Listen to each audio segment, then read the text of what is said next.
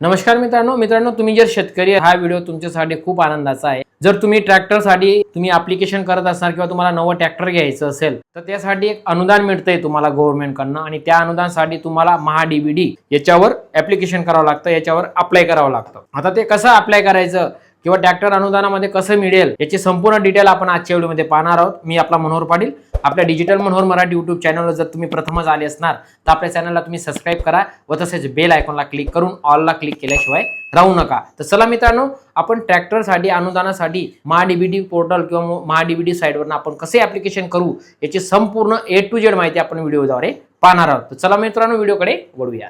स्क्रीनवर आल्यानंतर तुम्हाला क्रोम ब्राउझर ओपन करायचं आहे आणि त्यामध्ये तुम्हाला ॲग्री लॉग इन सर्च करायचं आहे। ॲग्री लॉग इन सर्च केल्यानंतर तुमच्या समोर एक पहिलीच वेबसाईट येईल, ॲग्री लॉगिंग महाडीबीटी, याला क्लिक करायचं आहे। याला क्लिक करून झाल्यानंतर तुमच्या समोर एक डीबीडीच्या पोर्टलवर येईल, दोन पॉपअप असतील, ओके करा। दुसऱ्या पॉपअपला देखील ओके करा आणि इथं तुम्हाला तुमचा फार्मर ID नंबर टाकून OTP पाठवायला क्लिक करायचं आहे। मी आता फार्मर ID टाकून घेतो आणि OTP पाठवायला क्लिक करतो। फार्मर ID अचूक टाका, हे बघा OTP पाठवला। आता तुमच्या जो आधार जो नंबर लिंक असेल, मोबाईल नंबर, त्या नंबरला एक OTP गेलेला राहील। हे बघा, तुमचा OTP यशस्वीरित्या शेतकरीच्या IDशी लिंक असलेल्या मोबाईल क्रमांकावर पाठविण्यात आलेला आहे। आता तुमच्या मोबाईलला एक OTP आलेला असेल, या जो पॉपअप आहे याला ओके करा आणि इथं तो OTP फिल करा आणि OTP पाठवा किंवा OTP तपासा याला क्लिक करायचं आहे। क्लिक केल्यानंतर थोडा वेळ प्रोसेस घेईल, थोडा वेळ वेट करायचा आहे। हे बघा, स्क्रीन ओपन झाली। आता इन्फॉर्मेशन ओके करा, फेच। आता तुमच्या राईट साईडला हे पूर्ण डिटेल तुमच्या शेतकरीची आहे, जे शेतकरीचे आपण ॲप्लिकेशन करतोय।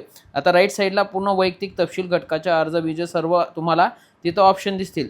त्यामध्ये 2 नंबरचे ऑप्शन आहे, घटकासाठी अर्ज करा, याला क्लिक करायचं आहे। माहिती ओके करा। आता तुमची बँकेच्या तपशील इथं जोडून घ्यायचा आहे। आता बँकेचा खाते क्रमांक इथं टाकायचा आहे। खाते क्रमांक पूर्णतः टाकून झाल्यानंतर नेक्स्ट स्टेपमध्ये तुम्हाला IFSC कोड टाकायचा आहे। हे बघा, मी खाते क्रमांक टाकून झाला। आता त्या बँकेचा IFSC कोड हा पासबुकवर असतो, तो IFSC कोड ॲक्युरेट टाका। टाकून झाला आणि जतन करायला क्लिक करायचं आहे। आता होय, मला खात्री आहे, याला क्लिक करा आणि ओके करा। झालं, तुमचा आता बँकेचा जो तपशील आहे तो ॲक्युरेट जमा झालेला आहे। आता आपण परत आता घटकासाठी अर्ज करा याला ऑप्शनला क्लिक करायचं आहे।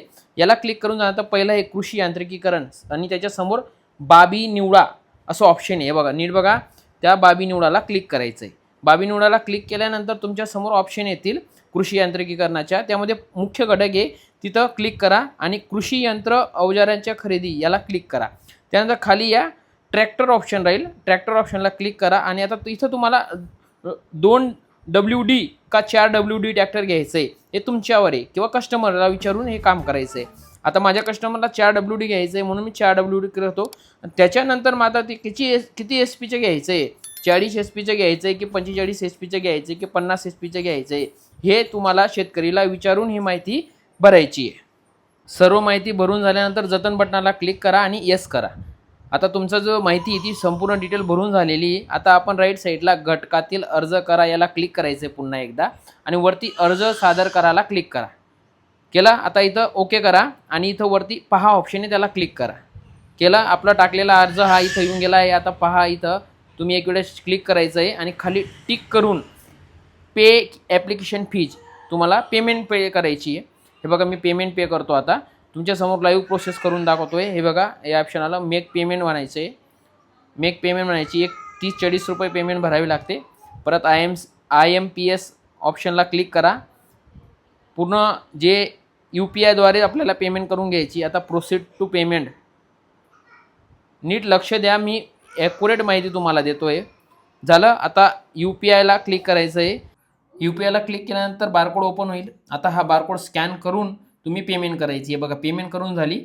हे बघा, पेमेंट सक्सेसफुलीचा स्क्रीनवर येईल। हे बघा, रिसिप्ट आली, ओके म्हणा आणि प्रिंट रिसिप्ट ही कस्टमरला प्रिंट काढून द्या। कस्टमरला प्रिंट काढून दिल्यानंतर तुम्ही परत घटक इतिहास पहा याच्या ऑप्शनला जा आणि लागू केलेले घटकला क्लिक करा। हे बघा, इथं तुमचं ॲप्लिकेशन दिसेल। आता पावती पहा, पावतीची एक प्रिंट काढून द्यायची। मी क्लिक करतो पावती पाहाला, हे बघा आली। आता कंट्रोल P करायचं आणि ही प्रिंट कस्टमरला काढून द्यायची। अशा प्रकारे तुम्ही ट्रॅक्टर अनुदानामध्ये तुम्ही घेऊ शकता। महाराष्ट्र शासनाकडून अतिशय उत्तम अशी योजना आहे। तर अशाच महत्त्वपूर्ण अपडेट मिळवण्यासाठी आपल्या चॅनलला सबस्क्राईब करा व तसेच बेल आयकॉनला क्लिक करायला विसरू नका. जय हिंद, जय महाराष्ट्र, वंदे मातरम.